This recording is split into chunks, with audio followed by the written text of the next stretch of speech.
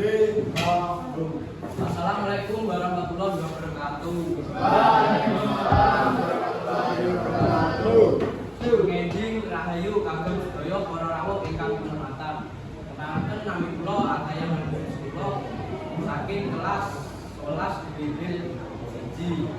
Sepisan kula ngaturaken puji syukur dumateng Gusti Allah Subhanahu wa taala.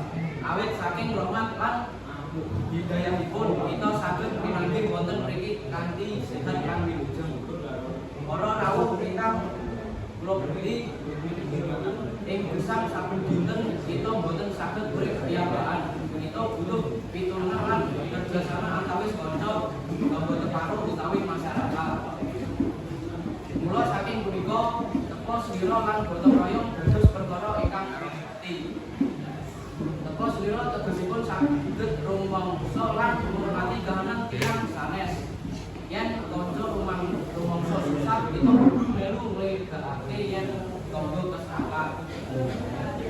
Kita kudu melu ngewangi sifat punika nggambarake yen manungsa sejati iku urip kudu migunani tumrape liya. Saliyane kuwi budaya gotong royong uga dados ciri khas bangsa kita. Kanthi gotong royong pegawéan abot saged dados enteng. Kanthi gotong royong paseduluran saya retet lan kerukunan tansah kawujud. Para rawuh ingkang kula tresnani, mula saka punika ayo kita nglestarekake nilai luhur iki.